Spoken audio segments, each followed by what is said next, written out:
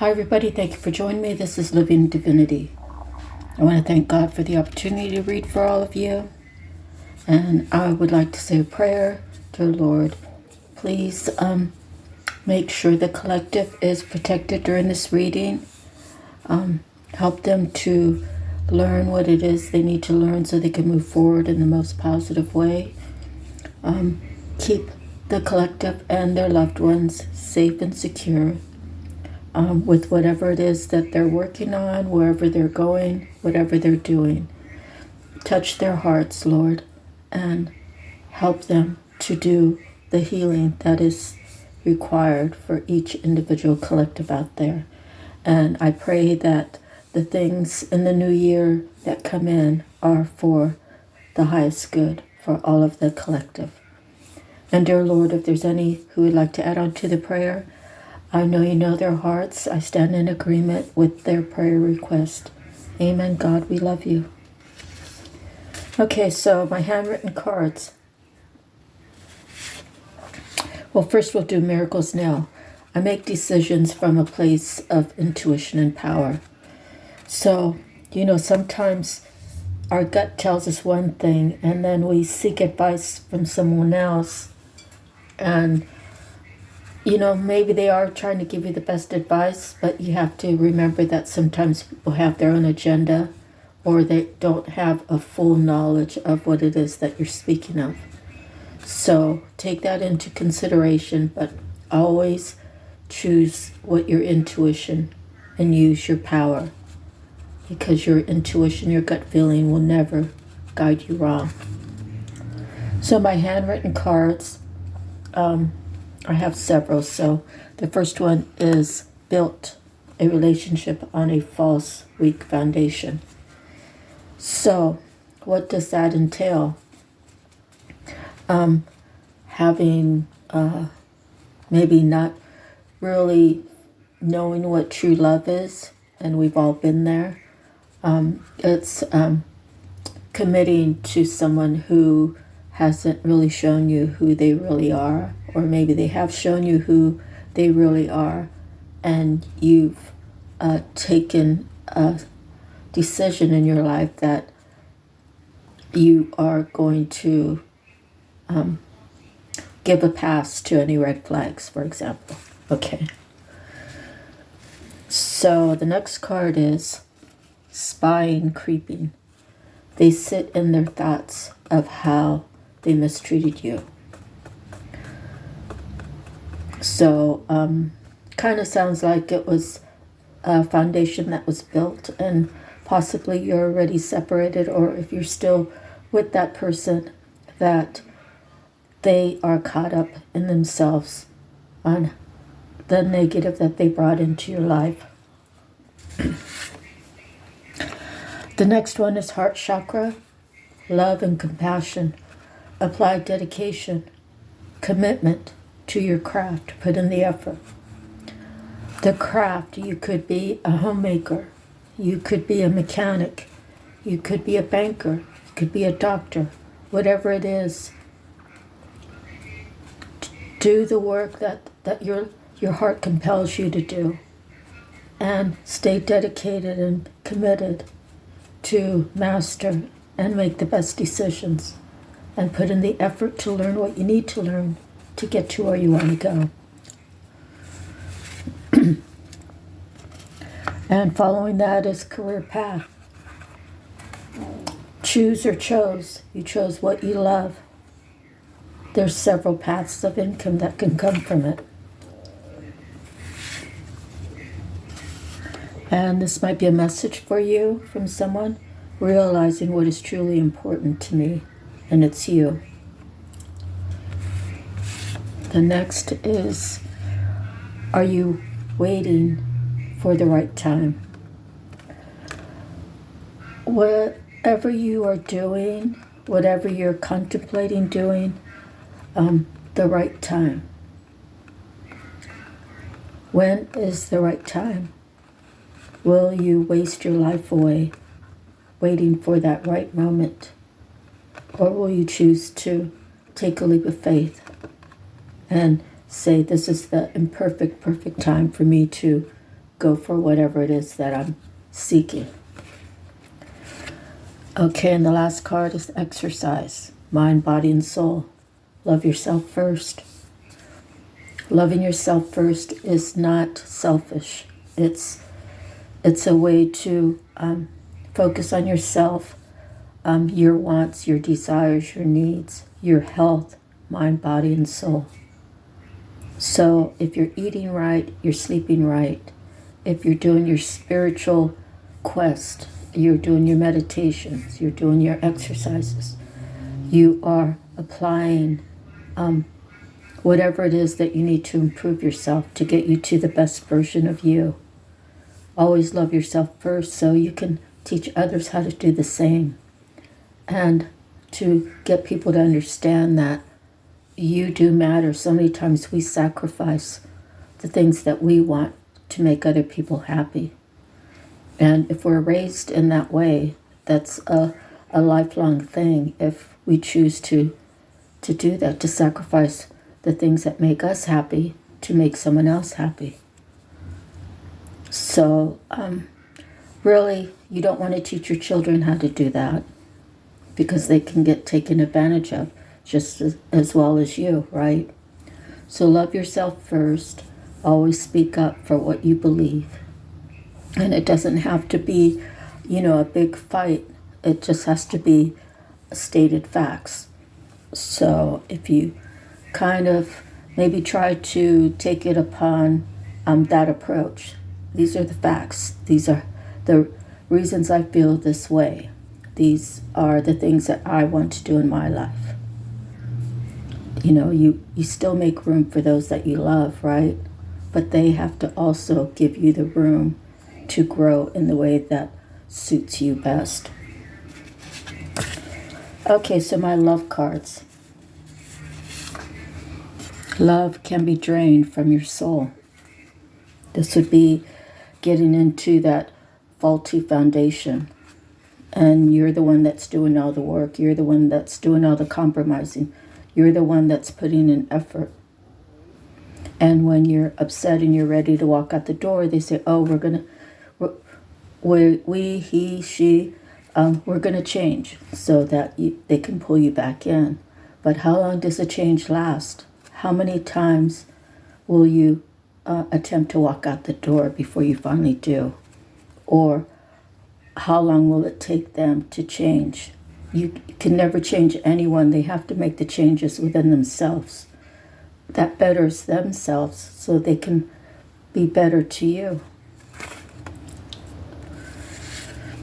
Next, love can make you hold yourself sacred. There's many of us out here who hold our bodies sacred. We hold the peace that we have worked so hard to find in our life. We hold on to the peace as sacred. We don't want people to come and take and do it in a way that negatively impacts our lives. So for me, peace is really the most important thing for me. To have time to love myself, to have time to work on myself, to have time to meditate. My time, I choose to be peaceful. So for me, I really don't want anyone in my life who can't understand or aren't willing to learn about how I feel or where I'm coming from. Someone who's not going to add to my life. I really don't want anyone who's going to take away. And you take away without replacing, right? Not you, but if you're seeking peace and someone comes and takes your peace away, what do you have? You have feelings of being distraught, feelings of being used or abused, feelings of time that you could have held on to what you see as sacred instead of opening the door to any Tom, Dick, Harry, Mary, Jane, Sue, whoever it is for you, okay? So love can make you choose yourself. Love can make you hold on to what's sacred in your life. The next is Love can bring injustice. So that would be if you know someone's suffering and you know that maybe they don't know a way out, and you go to them and say, look, there's no real attachments, but if you need a place to stay so you can work on yourself, if you need to relocate, if you need to find a new job, if you need helping hands, if you need kind words, these things can make a change in a person's life. It could help them heal. It could help them get over the suffering. It could help them learn lessons. It could help them learn the things that they no longer want in their life. It can help them choose love over hate. It can help them do many things. So justice, it can bring injustice for that individual, whoever that is for you. Love can become infectious. So when your aura is really more on the love side, and I say more on the love side because we both have love and hate within us, and it's a matter of balance. They say you can't go around being happy all the time. I believe it's a choice. And not always am I happy. Not always, I'm in a good mood, but it's the choice of where I'm at that particular moment. And I always try to choose love over hate, for sure. I told my mother when I was 7 or 8 that I hated her, and she slapped me and told me never to say it again. And then later Grandma said, you can tell someone you hate what they've done, but never say you hate them. So I've held on to those two things for my whole life. And, I can honestly tell you that the day I said that to my mother, I never said it again. So,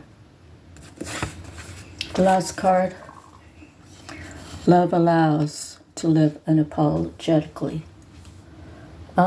That's like if you make a statement that that you love yourself more than life. If you choose to go in a direction that allows you to love the life that you're living, people will try to, sometimes, you'll have the support, but sometimes you'll have others that say, you're living a pipe dream, or, your dreams will never come to reality, or, they're kind of beating you down. You can really just choose to walk away from them and do it unapologetically. That you choose yourself and you choose loving yourself. Again, people say love is selfish. I don't believe that. Love is very giving, and love is very, it's forgiving. It's moving forward. It's doing what's right for you. Whatever love means to you. Taking care of yourself, putting yourself first. That would be, it's payday, and, you've done for all of your family. Maybe you've bought the kids their school clothes, and if you have a husband or wife, they've been provided for their needs, such as clothing. And this is probably way off base, but I'm going to go ahead and finish it because that's what's on my mind right now. If you decide I've taken care of everyone in this household and it's time for me to take care of myself, and you go out and you treat yourself to a nice lunch or a new dress or a new suit. Maybe you like to go skydiving or deep diving, and you need certain equipment, and you've been putting off all of this, of the things that you enjoy, to help those in your household. Once you've fulfilled them, because that's what you want to do, that's what you need to do, right? To keep everybody feeling whole and together. There comes a time when you have to treat yourself. So whatever that means, you can do that unapologetically. And people shouldn't be trying to deter you from doing things that make you happy. All right? So moving forward, again, make decisions from a place of intuition and power. So I have some cards from the Tattoo Tarot. And let me go through these. The Ten of Swords. That's being backstabbed. That's could be lies. It could be cheating. It could be stealing. It could be anything that negatively impacts your life. Someone may feel like they have 10 swords in their back. They need to find time to take those knives out and heal those wounds, because often we grow up with all of those and we don't know how to heal them, and we carry it into our adult relationships, our adult business life, our adult friendships, So we have to really look into our own soul, and we have to figure out where do we need healing so that we can start fresh and have a new beginning. Because it is a 10, so 10 indicates that it's time to have a fresh start. After 10 comes the 1. So we have the Hierophant. So maybe this person is very spiritual. Maybe this person has come from a place where he or she needed to seek people on a spiritual level to heal those 10 of Swords. Or maybe this person has applied time and effort into learning more about spirituality. So the Five of Cups comes next, and the 5 has to do with change. So has to do with regrets, regretting. Maybe this Hierophant had regret. Maybe the 10 of Swords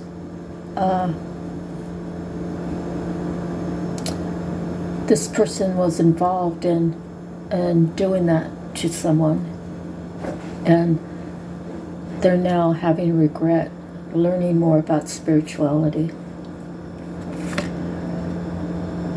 And next is Justice, which is 8, which is power. So Justice, maybe this Hierophant unknowingly was part of the 10 of Swords on someone else. Or maybe this Hierophant unknowingly had other people around him or her who made him feel like everything was good, but then he realizes that they put 10 swords in his back. So he's in regret, possibly being involved in hurting someone else, or he's regretting being around these people and falling into that trap. So this person could be asking God for justice. God, give me justice in this situation. I was wrong for being part of this, and it took me a while for my eyes to be opened, and now I see things more clearly, how I chose to be a part of hurting another person and stabbing them in the back. Or again, it could be I I joined in. Joined in on stabbing someone in the back because I thought that that was the right thing to do because of being confused and not really understanding the situation. And I took it upon myself to learn, and I see where I've gone wrong. So it could be this person's involved or was involved. Or it could be he was involved because of overt lies or untruths spoken. But at the same time, he's figured out that not only were those 10 of swords for someone he possibly really cared about, but also for himself. So what would the justice be? The justice would be that he would stand up and say, this is wrong, I'm not going to have any more part in it. Without me, the whole group will fall apart. And maybe this group were undermining like the whole situation. Maybe this person had feelings for someone else, and they said a lot of bad things that weren't true. And maybe that person with the 10 of swords has called for justice. So it's going to be different for everybody. So 5 of coins, so you might be seeing 5-5, has to do with struggling.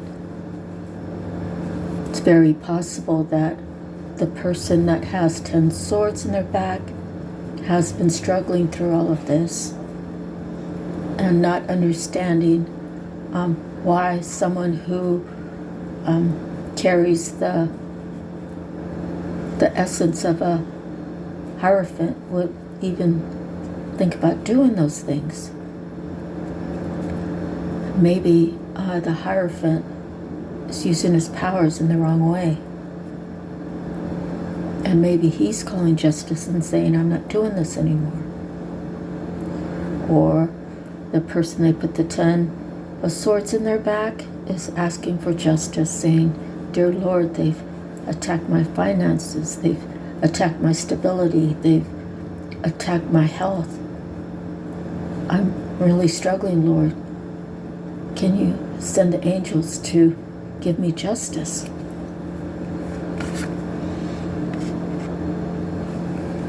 I think it's the Hierophant who is saying no more. I'm not going to do that anymore. You guys tricked me into doing and saying things that weren't true, and I know that I took my part in it, and I'm asking for justice. Whether or not the karma hits me, the karma's going to hit all of us because we all took part in this vicious attack. And that this person deserves a new beginning. This person deserves a clean slate. All the lies that we put upon this person has to be cleared up so that a new slate can come through and this person can start thriving again, having a new beginning and creativity. And the 8 of Wands, so you might be seeing 8-8. It's working towards what makes you happy. It's working towards taking a struggle, and it's like turning grapes into wine. People are seeing this person as the star, and that was the reason for all the manipulation. That was the reason, because they were busy focusing on her when they should have been focusing on themselves. So they could have been trying to cast spells of this star becoming ugly. And God says no to the no. And he's making her look younger and making her more vibrant. and the energy that was cast towards her was transmuted to actually make her look younger and more beautiful. And the person casting the spell is now looking old and decrepit.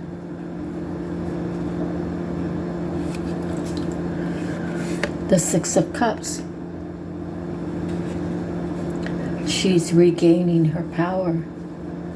This star, she's having fond memories of times, the good times from the past. She cherishes everything there is to cherish about love and the love in her life. And maybe she's asking God, bring me that special someone from my past that you know that I truly love. And Lord, bless him with the clear eyes, the clean heart, the loving, beautiful spirit that he's destined to be. And 6 has to do with harmony.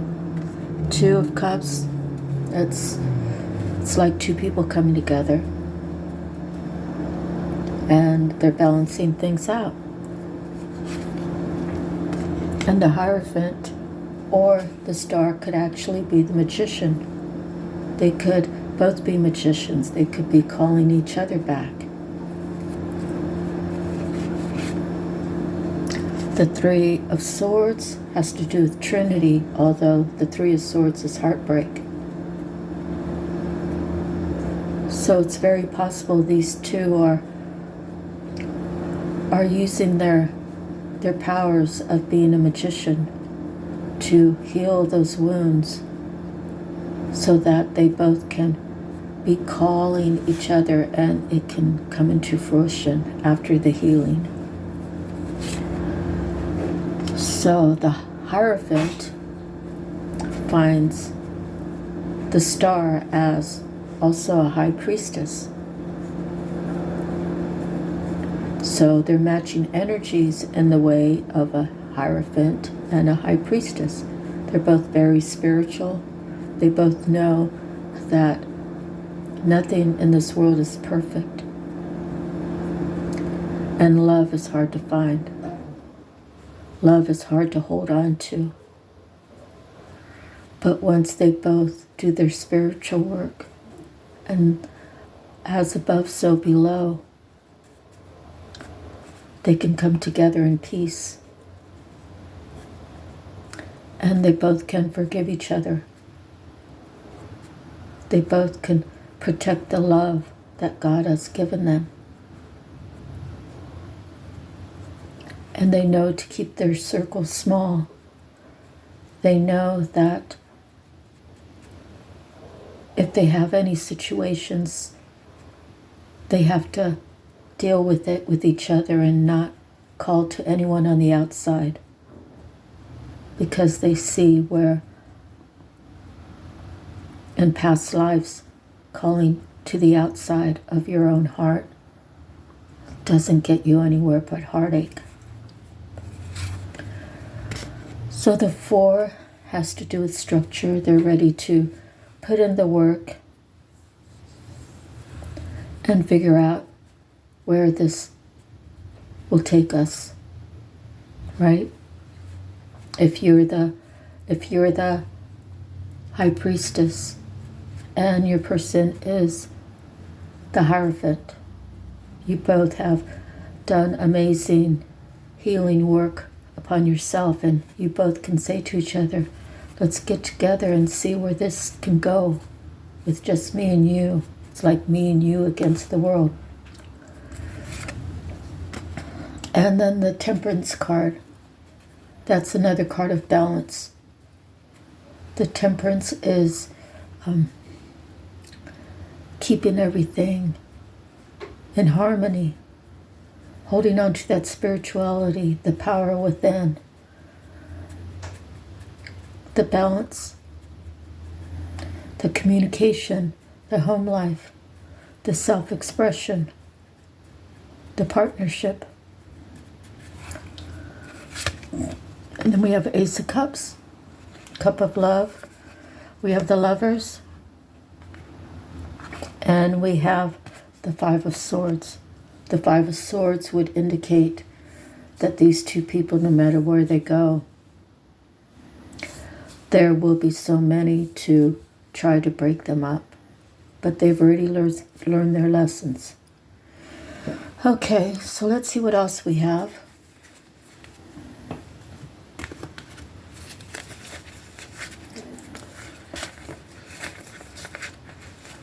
Six, moving on, is harmony. So it's a man, right? So let's say it's a man. He's moving on. He knows that he has the authority to do so. And again, this is considered the divine masculine. The divine masculine who has done spiritual work to elevate to also being not only all the kings, as well as the Hierophant. He's learning that he must stand in his truth, no matter what it does to others. No matter who feels like they can't live without him. Whoever says, we always celebrated together. I don't want to let that go. And the divine masculine saying, no, I want a new beginning. I've learned that I have to choose wisely. And I want actual love in my life, not that fake foundation that was built. I release that so I can have a new beginning. There's a card behind it. I will triumph. The Seven is spirituality. And yes, he will have a new beginning.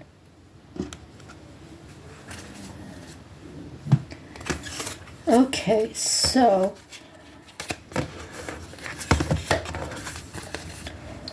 the Akashic Tarot. I have the Six of Scrolls, the Sands of Time. I say he because it's a man on the card.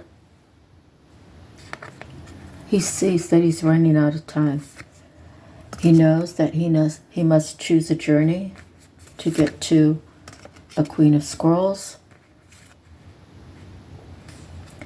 And he has studied and mastered will, wisdom, and mind, the balance of receptivity and what is that other?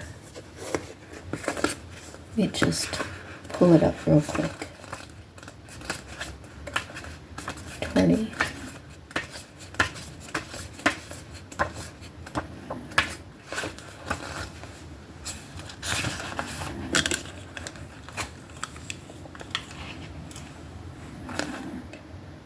Okay. This card brings enormous power, balance, and expression. The first three rays, divine, move within you equally, power and will, love and wisdom, and intellect or mind. Okay, so you can combine the fire of creativity with the water of receptivity. I was looking for those two words, creativity and receptivity, in order to make your contribution to the world. Okay? And then we have the scribe, who are very intelligent people who they're writing for they could be like rewriting the Bible, they're writing scriptures, they're writing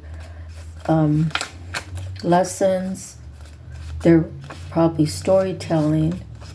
Let's see, what else are they writing?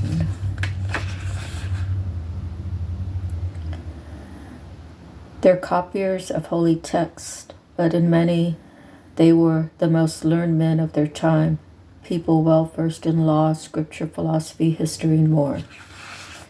Okay, then the last one is the Muse.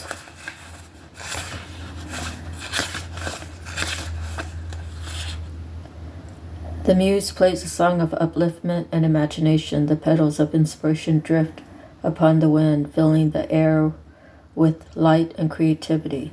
This card shows a time of very heightened resourcefulness and inventiveness for you. Any creative project, new or old, can receive exceptional energy now, both from you and the universe. Call to the spirit muses and let them join you and the creator within to lift your project to the skies. So it's very possible that this divine masculine is the scribe and the muse. Could be the divine masculine is the scribe and the queen of scrolls is the muse, or any combination. All right, so let me move forward. I have some cards from the mermaids. First one is discernment. Always hold on to discernment. Always discern. Take time out. Don't just be a yes man or a yes woman. Decide what is actually right for your situation. And it's like a puzzle. You get all the little pieces put together. They either add up or they don't. And so either it comes up with truthful, maybe it's harsh, brutal truth, right? Or it doesn't add up, which again would be harsh, brutal truth, because you would have to let someone know it doesn't add up. I'm not going to entertain things that don't balance me out, that don't have the best for me in a situation. I'm not going to keep giving to a situation and getting nothing in return. Okay, so discern what it is that you want in your life. Discern what it is you see in your future. Discern the people around you and how they fit into your puzzle piece. So life can be a mystery. If we wait for the right time, we might just be in mystery, when we can choose to take a leap of faith, and we could choose to make things happen in our life, and we could choose to be okay with the outcome. The next card is gentleness. Always try to be gentle. I know it's tough for us, all of us at one time or another, to choose gentleness. And sometimes we have our own issues that other people don't even know about, and then we snap. Well, I guess we could snap and go crazy, right? But I'm just saying we could snap and no longer be gentle. But choose gentleness in how you move and how you speak. And I say that from my heart, because whatever you do in life comes back to you. And it doesn't mean that you have to be gentle and be taken advantage of. It just means that you should choose gentleness. And if you're making up with someone, if you're breaking up with someone, if you're moving forward in your life, if there's something that you want to buy, like a bigger house, or if you want to travel, that's kind of silly, but I'm just saying, like, if you had this dream of going to, I don't know, Singapore, and you and your spouse have gained enough money that you could actually go comfortably and still have a little nest egg, but maybe your wife or your spouse wants to do something else with the money. Use gentleness to say, hey, I've dreamt of going to Singapore my whole life. I'm here with you, and I want to do this, and I want you to be a part of this journey. We can make ends meet, and we can collect money again, we can be abundant, but I really need this for my spirit. Something like that. But be in your feelings. No one really likes a woman that cries and whines. And no one likes a man that cries and whines. It's good to be in your feelings, but be gentle in how much you apply it, right? Your feelings do matter. I've had people who have thrown hissy fits where they stomp up and down. And, I'm not talking about a 5-year-old. I'm talking about a 30-something-year-old woman. They don't have control of their emotions. So, I really don't have an answer for her, but I know that I was really taken back a little bit by those actions. Anyways, so someone's moving forward, making a choice. Hey, this situation, this job, this relationship, I'm not growing anymore. I'm stagnant. I need to do more with my life. I need to move forward. And, maybe this is someone saying, come with me, or maybe someone saying, I got to do this on my own. So it's going to be different for everybody. But always hold on to the best memories. The memories of what you shared with this person, should be honored, because even if a relationship no longer exists, you could have a choice of thinking of the good memories or the bad memories. The good memories should never be enough to make you stay if the bad memories outweigh the good memories. But once you are able to break apart, then, I say hold on to the good memories if you can. Sometimes you're in a relationship. Well, it's sort of like when I went to visit my daughter. She had a picture of me and her dad kind of face down on the shelf. And it's not that I was like moving things around. That was the room that I was staying in. And so I'm like straightening up all her things and fixing my bed and stuff. And when the picture was down, I was just curious. I lifted it up, and it was a picture of me and her dad. And I told her, I said, don't let anybody make you feel bad about displaying a picture.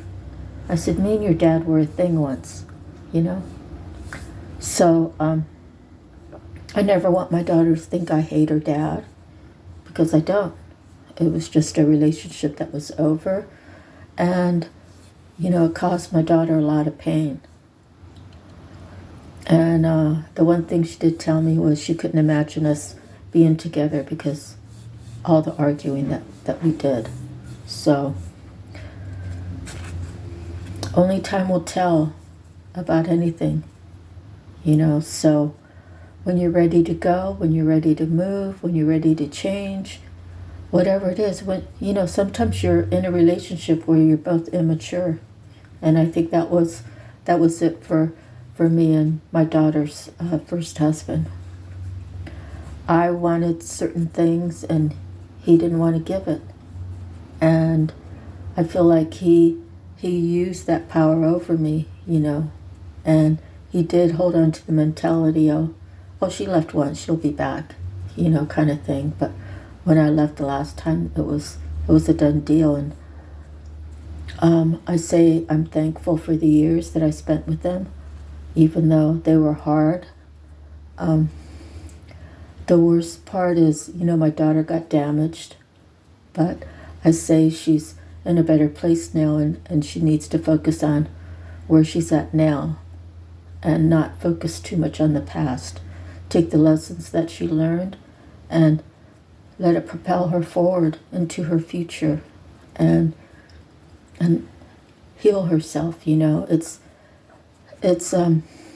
things that we could apologize for all day long, but until that person actually accepts your apology, that person will never have any healing. And as long as that person could use that, oh, they hurt me kind of thing, as long as, and I'm not saying my daughter, just saying in general, oh, that person hurt me, those people hurt me, I'm damaged, I'm hurt, to get sympathy from others. That becomes like a negative attachment, because sometimes it's expanded upon, and the truth kind of ends up being diluted. Okay, so we don't want to do that either. So it's best to learn our lessons. It's best to take the good out of what we experienced, and hopefully we learn some lessons, and we're ending that type of cycle in our next relationship, in our next endeavor. All right, so moving forward, I have some cards that I have from the Archangel. Okay, the Six of Ariel. Material needs get fulfilled in magical and unexpected ways. Acts of kindness, giving or receiving with a grateful heart. That's a 6 regarding harmony. 3 of Raphael, we already seen that card in another deck. This would be the 3 of Cups. Reason to celebrate, a community of friends, happy announcements regarding relationships or children. The 3 has to do with Trinity. The 9 of Ariel, your dreams are fulfilled. Hard work leads to great success, a love for the beautiful things in life. 9 has to do with completion. Again, whatever bad situation you are ending or you've already ended, whatever the situation is, right? The completion. You now have your dreams to work on, right? So 9 is completion. Your dreams are fulfilled. Hard work leads to great success, a love for the beautiful things in life. So if it is in fact a separation, it can be very sad, yet it can be kind of rewarding. Oh, I made it through, I've ended this situation.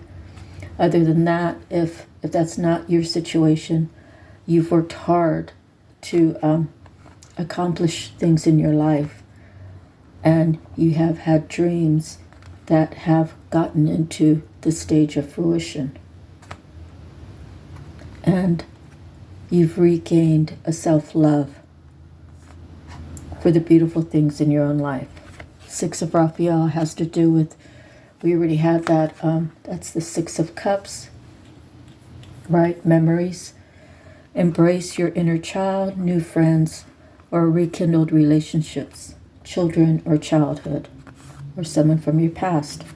The 6 of Michael. So in these sets of cards, we have 3 6s and 2 3s. So you could be seeing 36, 36, or you could see 3 3 3, 6 6 6. Okay, 6 of Michael. It's the light at the end of the tunnel. Breathe and sigh of relief and make new plans, relocation or travel. So we also had the moving card. And then the 3 of Michael. Release the past. You will grow from this situation. Time heals all wounds. So whoever this resonates for, either you have moved or you're getting ready to move, know that the universe is with you on whatever you choose. Remember to make your decisions from the place of your own intuition, and use your power to stand there and make the changes in your life that you want. So I'm going to do a little reading out of the Bible.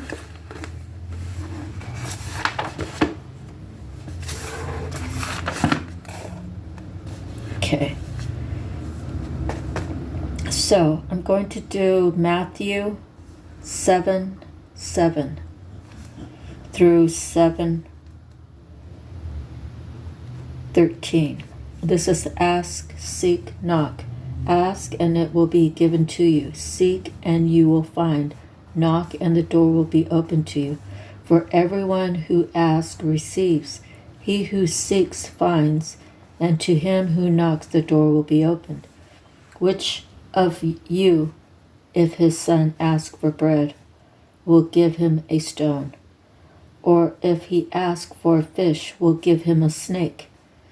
If you then, though you are evil, know how to give good gifts to your children, how much more will your Father in heaven give good gifts to those who ask him?